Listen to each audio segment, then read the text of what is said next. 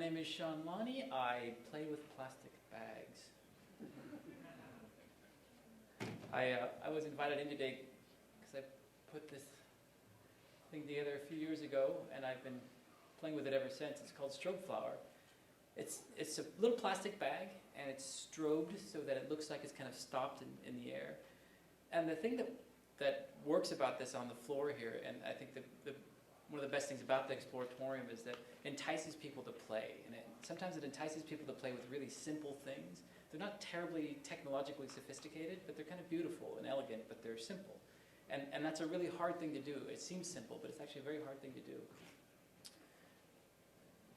I've been here for 15 years, which is a long time when you look around at the youth in the room.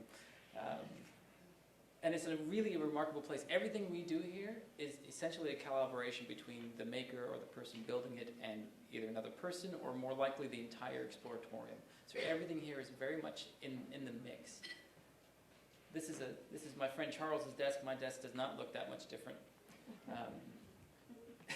They're generally a little messy. Like sometimes the things on the floor look fancy and they're really well built and welded, but most stuff starts really simply and on your desk because it's around or you're curious about something. So don't let the finished qualities put you off. This is the guy I work with on the project. He's an IT guy here. I give him credit because I'm afraid of him. His name is... no, I'm not afraid of him. He's a super swear. PJ Reptile House is his nom de plume. His name is Mark Fisher. So I was lucky enough to work on this. He did all the strobes. He's a wonderful photographer. So he captures people in motion with strobes. And then that's his fine art photography. Everybody's from somewhere. This is where my father is from and where I spent my summers. So I spent a lot of time in the middle of the desert in eastern Nevada. And then I grew up in the East Bay in Fremont during most of the year. That box to the left is an early form of text messaging. They come through once a day, and there's no sound, but you can tell because everybody kind of heads towards the mailbox. There's not a lot else going on. This is where my grandmother lives now. It's a place called Spring Valley. That little dot down there is where I spent my summers. And there wasn't a lot of technology around. It was very simple. I sound like an old, I played with rocks and water, and I enjoyed it. I didn't need my iPhone to entertain me. But actually, there was a lot of amazing things out there. And whenever there was water or some kind of unusual feature or phenomena, it really was really special because it was kind of in the middle of the desert. And the more these little gems you found, the more I think you appreciated them. There was a lot of thermal activity out there. This creek here, that gets dredged once every week, and if a firefly or a twig falls into it, it gets coated with white calcite. It grows into it like a rock.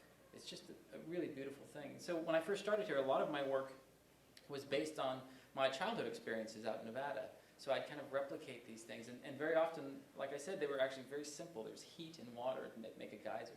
So it's a bit mechanistic the way that it hits the floor here, but it's essentially a model of what is an unbelievably complex thing to happen in nature naturally. But when you reproduce it with machines and with glass and steel, it's actually fairly simple. But it kind of makes you appreciate more what has happened naturally in nature. So the lowly plastic bag, much abused. There's so many things in your daily life that have these that have qualities and characteristics that are really fascinating. So for me, celebrating the qualities of a material is kind of a way of reminding people to look around and play a little bit with what's around them, because the things that you find are really quite spectacular. This is two of my other favorite elements: water and sand, and sometimes water and sand, and sometimes a pump. And from these simple things, I've kind of generated these works over the years that were reminiscent of landscapes and behaviors that I've seen and captured that were really intriguing to me. And I think by making them interactive, I've invited other people in to kind of experience those simple complexities that can happen when you put two and two together. They're really, it's not that simple. There's an entire department at the University of Chicago called granular materials. They study granular materials. And I think they call it granular materials because it's hard to get funding to study sand. but it's the same thing. And it's so remarkably complex. These scientists are so deep into their work, and they see things that happen that are miraculous even to them after 30 or 40 years. And it's the same material that we play with in our playgrounds, or we put in with our plants. And they had one experiment set up, and it was just a bunch of mustard seeds. And because it just had that quality, they had some behavior that had caught his eye when he was cooking. And so they were studying this in the lab. So it's not just me. Other people do this. Magnets, awesome. Pendulums, awesome. Really fun. A lot of dynamic things going on.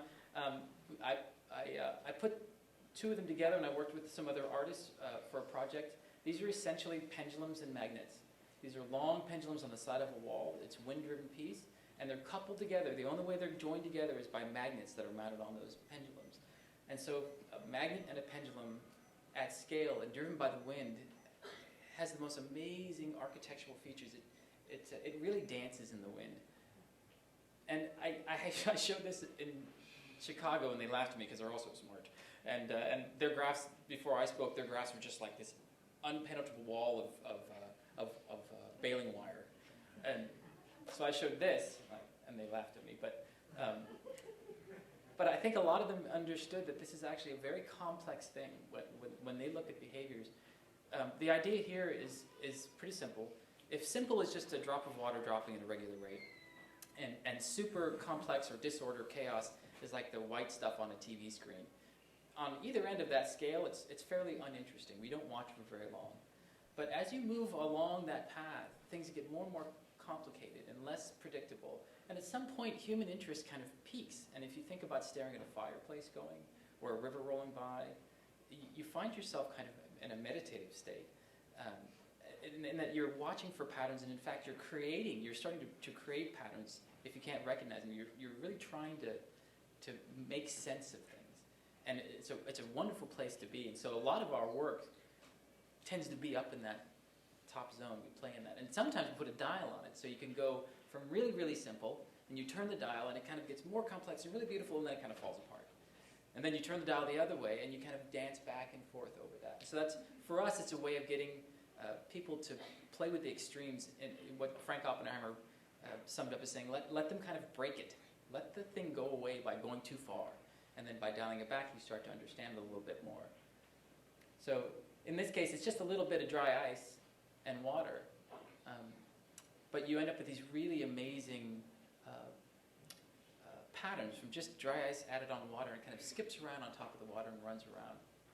So we make a lot of these things.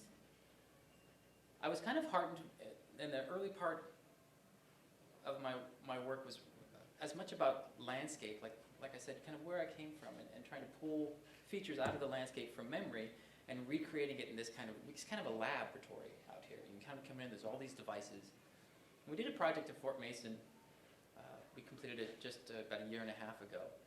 And Fort Mason's just down the way here. It's about a mile and a half. It's right on the water. You can see us at that little dome way out there.